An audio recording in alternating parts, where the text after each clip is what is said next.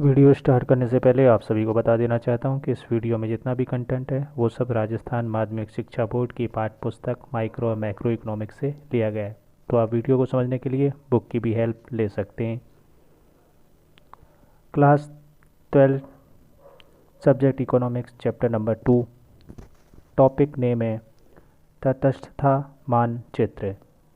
तटस्थता मानचित्र ये हमारा आज का टॉपिक है। टॉपिक आपको मिल जाएगा पेज नंबर 16 पर राइट साइड में। इस तरीके से ये आपको टॉपिक मिल जाएगा। तो तटस्थता मानचित्र क्या होता है, देखिए ये इसकी डेफिनेशन है तटस्थता मानचित्र की। ये तटस्थता वक्रों का समूह जो एक ही चित्र में बना हो तटस्थता मानचित्र है। मतलब एक ग्राफ पे जब बहुत सारे तटस्थता वक्र, और तटस्थता वक्र कैसे बनते हैं हमने देखे हुए हैं, पिछली वीडियो में हमने समझे हुए हैं किस तरीके का होता है, किस आकार का होता है। अगर एक ही ग्राफ में यानी एक्स और वाई अक्ष पर एक ही ग्राफ में एक ही चित्र में बहुत सारे जब तटस्थता वक्र बने हों तब हम उसे तटस्थता मानचित्र भी कहते हैं। तो ये चीज़ आपको किताब पे भी मिल जाएगी। पेज नंबर 16 पे आपको एक ग्राफ दिख रहा होगा, उसमें 3-4 तटस्थता मानचित्र बने हुए हैं। तो ये है तटस्थता मानचित्र की परिभाषा, इसे आप नोट कर सकते हैं। तो अब हम देखेंगे इसको हम तैयार कैसे करते हैं। तो ये देखिए एक छोटी सी टेबल मैंने बनाई है और ये सिर्फ समझने के पर्पज़ से है, ज़रूरी नहीं कि ऐसा ही बने। देखिए एक एक्स अक्ष है और एक वाई साइड टेबल देख रहे हैं हम। एक्स और वाई ब्लॉक बने हुए और उस एक्स में लिखा है 4, वाई में लिखा है 3, ध्यान से देखिए। फिर दूसरे में लिखा है एक्स में लिखा है 4, वाई में लिखा है 4, और तीसरे में लिखा है एक्स में 5 और वाई में 3। इसका मतलब ये वस्तुओं के संयोग हैं, ये वस्तुओं के संयोग हैं अलग अलग, और हर एक संयोग पर एक तटस्था वक्र बनेगा। ये भी ध्यान रखिए, हर एक संयोग पर यानी 4-3 पर, 4-4 पर और 5-3 पर तटस्था वक्र बनेगा। अब ये सिचुएशन मैंने बाहर लिख रखी है टेबल के। 4-4 देखिए जहाँ पे उसके बाहर एक छोटा सा 1 लिखा हुआ है। 4-3 जहाँ लिखा हुआ है वहाँ देखिए छोटा सा 2 लिखा हुआ है, और 5-3 जहाँ लिखा है वहाँ लिखा है 3। यानी ये हमारी 3 अलग अलग स्थितियाँ हैं और हमारे 3 अलग अलग वक्र बनेंगे और हम उसको एक ही ग्राफ पर बनाएंगे। हम एक ही ग्राफ पर क्यों बना रहे हैं, क्योंकि हम तटस्थता मानचित्र को समझना चाहते हैं, इसलिए हम एक ही ग्राफ पर 3 तटस्थता वक्र बनाएंगे। तो देखिए तटस्थता वक्र कैसे बनाते हैं। सबसे पहले हम एक्स अक्ष और वाई अक्ष खींच लेते हैं, जो आपको दिख रहा है खड़ा और पड़ा, दोनों एक दूसरे को काटते हैं जीरो पे, वो भी दिख रहा है। अब हम सबसे पहले लिखते हैं एक्स और वाई में क्या लिखा है। एक्स में लिखा है 4 और वाई में लिखा है 3, तो हम ढूंढते हैं 4 को और डॉटेड ऊपर लाइन खींचते हैं, और फिर वाई से एक लाइन खींचते हैं 3, जो कि हमारी दाएं से बाएं जा रही, दिखाई दे रहा है आपको, और दोनों एक दूसरे को क्रॉस कर जाती हैं। ये क्रॉस करने वाली स्थिति हमारी पहले तटस्थता वक्र को बताएगी, और पहला तटस्थता वक्र 2 नंबर से हमने निरूपित कर दिया है। आगे बात समझना, 4 और 3 संयोग है, स्थिति नंबर 2 है। 4 और 3 संयोग है, पहला देख रहे हैं आप 4 और 3, उसके बाहर लिखा हुआ है 2, 2 का मतलब स्थिति। 4 और 3 संयोग है, 4 हमने ऊपर लिया, 3 हमने दाएं से दाएं लिया, दोनों एक दूसरे को जहाँ पे काट रहे हैं उस पर हमने एक डॉट बना दिया और उसको स्थिति नंबर 2 लिख दिया। हो गया ये काम। अब आते हैं नेक्स्ट हम क्या लेंगे। नेक्स्ट हमारा है 4x और 4y, 4x और 4y। तो देखते हैं हम, तो ये 4 और 4, 2 हमारे 4 हैं, तो इसको हमें क्या करना है, x अक्ष पर हमें 4 से एक लाइन ऊपर की ओर खींचनी है, जो हमने खींच दी है। एक्चुअली एक ही लाइन पे पहले भी था 4, इसलिए वो लाइन आपको सेम ही दिख रही होगी, तो कोई बड़ी बात नहीं है। फिर y अक्ष पर हमने 4 से एक डॉटेड लाइन बाएं से दाहिने की साइड खींच दी है, वो भी आपको दिखाई दे रहा होगा, और वो लाइन आपकी क्रॉस कर गई है। तो आपको सीढ़ी के आकार का जो दूसरा ऊपर दिख रहा है वो हमने नया बनाया। वो जो डॉटेड लाइन जहाँ एक दूसरे को काट रही है वहाँ पे हमने एक पॉइंट रख दिया, उसको नाम दे दिया 1। क्या नाम दे दिया, 1। और 1 क्यों दिया है, क्योंकि हमने पहली स्थिति लिखी हुई है, 4-4 के बाहर पहली स्थिति, जैसे 4-3 के बाहर दूसरी स्थिति थी, 4-4 के बाद पहली स्थिति।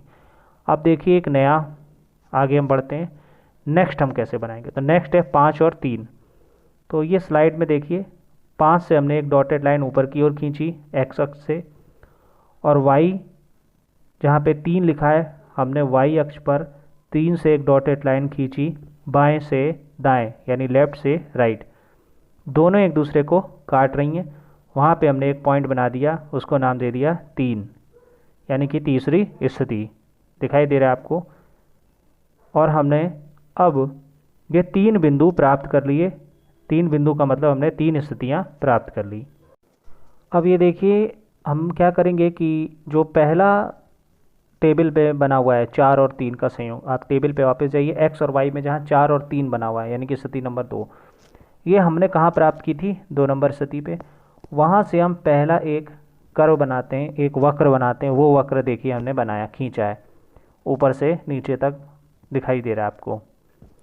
4 और 3 पे जो बिंदु काट रहे हैं यानी कि दूसरी स्थिति, इस पे हमने एक वक्र बना लिया।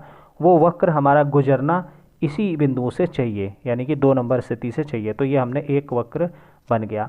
अब अगर आप चित्र को ध्यान से देख रहे हैं तो 2 बिंदु अभी और बचे हुए हैं और दोनों वक्र के ऊपर हैं। वक्र के ऊपर की साइड में आप देखेंगे तो 2 बिंदु आपको दिखाई दे रहे हैं। एक नंबर स्थिति पे दिख रहा है और दूसरा 3 नंबर स्थिति पे दिख रहा है। अब ये देखिए आप दूसरी स्थिति 4 और 4, यानी कि हम अब टेबल में 4 और 4 वाले का कर्व बनाएंगे। 4 और 4 वाले का कर्व कहाँ है ये हमको देखना है। तो हम क्या करते हैं कि 4 और 4 वाले का कर्व ऊपर देखिए 1 नंबर स्थिति पे दिखाई दे रहा है आपको। ऊपर 1 नंबर स्थिति पे हमने वहाँ पर एक बिंदु से एक वक्र खींचा फ्री हैंड और उसको मुक्त हस्त छोड़ दिया। तो ये हमारा एक दूसरा कर्व बन गया। अब आप देखेंगे बीच का बिंदु और खाली है जिसको हमने ए नाम दिया है। तो कोई दिक्कत नहीं है, हम उस बिंदु को भी अभी बनाते हैं। तो हमारा अब 2 स्थितियाँ यानी कि 2 और 1, 4 3 4 4 टेबल में देखिए 4 3 और 4 4 दिखाई दे रहा है आपको टेबल में। 4 3 वाले संयोग पे हमारा एक वक्र बन चुका है। 4 4 वाले संयोग पर हमने अभी एक वक्र बनाया है। और अब हमारा बचा हुआ है एक लास्ट वक्र जो है 5 3 पर। कौन सा? 5 3 पर हमें एक और वक्र बनाना है। तो आपको दिखाई दे रहा है 5 से हमने एक लाइन खींची थी ऊपर और वाई साइड में 3 से एक लाइन खींची थी लेफ़्ट से राइट। वो दोनों एक दूसरे को काट रही थी। तो ये देखिए हमने तीसरा भी खींच दिया। अब ये चूंकि जगह नहीं है बोर्ड पे, छोटा बोर्ड है, तो ये आप देखिए बीच में वो वक्र निकल रहा है। 5 3 वाला वक्र बीच में आ गया है, बीच में निकल रहा है। तो ये हमने कंप्लीट किया इस तरीके से 3 वक्र को। और हमने क्या किया, जो टेबल पे आप देख रहे हैं, टेबल पे एक्स वाई को देखिए, 4 3 को हमने दूसरी स्थिति दी है, 4 4 को हमने पहली स्थिति, 5 3 को हमने तीसरी स्थिति, यानी 1 2 3 स्थिति दी है। 1 को हमने ए नाम ने दिया, 2 को बी और 3 को सी। तो हमने ये देखिए 3 वक्र बना लिए, ए बी और सी, ए बी और सी। यहाँ पर आप अगर गौर से देखेंगे ध्यान से तो जो सी है, वो जो सी नंबर स्थिति है आपकी, वो आपकी पड़ेगी बीच में। फिर आप देखेंगे जो ए नंबर स्थिति है, सॉरी सी नंबर स्थिति आपकी उसमें लास्ट में पड़ेगी। जो ए नंबर स्थिति है वो बीच में पड़ेगी और बी नंबर स्थिति आपकी सबसे नीचे पड़ेगी। तो कुछ इस तरीके का चित्र आपका सामने बन के आ जाएगा। और लिखा है कि ऊंचा तटस्था वक्र मतलब अधिक संतुष्टि। देख रहे हैं नीचे लिखा हुआ है ऊंचा तटस्था वक्र मतलब अधिक संतुष्टि। ऊंचा तटस्था वक्र मतलब जो सबसे ऊपर की साइड बना हुआ हो। अब अगर आपको गौर से देखेंगे तो उसमें आपको ऊंचा तटस्था वक्र 1 नंबर देखिए मिल जाएगा सी। उसके बाद हमारा है ए नंबर और उसके बाद हमारा है बी नंबर, बी ए और सी। देखिए बी ए और सी, या फिर अगर आप ऊपर से नीचे देखेंगे तो सी ए और बी। तो इस तरीके से आपको ये ऊंचाई का मतलब पता पड़ जाएगा। यानी कि जो सी वक्र है, सी वक्र बन रहा है आपकी 4 4 पे, यहाँ सबसे अधिक संतुष्टि प्राप्त हो रही है। उसके बाद ए जो बन रहा है हमारा 5 और 3 पर यानी तीसरी स्थिति पर, वहाँ आपको थोड़ी कम संतुष्टि मिल रही है। और उसके बाद हमारा बन रहा है बी यानी कि 4 और 3 पर, जो कि हमारी स्थिति है 2। तो ये संतुष्टि का सबसे कम स्तर है, यानी सी सबसे अधिक संतुष्टि स्तर, ए उससे कम और बी सबसे कम। इस टेबल में 3 संयोग थे, 4 3 4 4 5 3। 3 संयोगों के आधार पर हमने 3 वक्रों का निर्माण किया। आप देख रहे हैं 4 3 दूसरी स्थिति पर बी नंबर वक्र का निर्माण, 4 4 पहली स्थिति पर सी नंबर वक्र का निर्माण, 5 3 3 नंबर स्थिति के लिए हमने ए वक्र का निर्माण किया। 3 स्थिति पर हमने 3 वक्र बनाए। गौर दीजिए ये तीनों वक्र एक ही ग्राफ पर बने हैं, यानी एक ही एक्स और वाई अक्ष पर बनाए गए हैं। और जो आपको बता रहे हैं ऊंचे संतुष्टि स्तर को, जो सबसे ऊपर वो सबसे ज़्यादा संतुष्टि स्तर को बताने वाला, उसके बाद उससे कम और उसके बाद उससे कम, यानी कि संतुष्टि स्तर का क्रम बताने वाला वक्र हो गए और साथ में एक ही जगह पर बने हुए हैं। तो इसलिए हम इसको क्या कहेंगे, तटस्थता मानचित्र। ये वापस आप देखिए आपकी किताब में पेज नंबर 16 पे इस तरीके का कोई फॉर्मेट आ गया है। आप इस तरीके का फॉर्मेट देख रहे हैं, दिखाई दे रहा है आपको।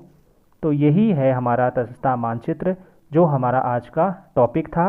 वापस रिवाइज कर देता हूँ छोटी सी शब्दों में परिभाषा, कि जब एक ही रेखा चित्र पर, एक ही चित्र पर तटस्थता वक्रों का समूह बनता है तो उसे तटस्थता मानचित्र कहते हैं, या फिर तटस्थता वक्रों का समूह जो एक ही चित्र पर प्राप्त हो तटस्थता मानचित्र कहलाता है। ये हमारा आज का टॉपिक था।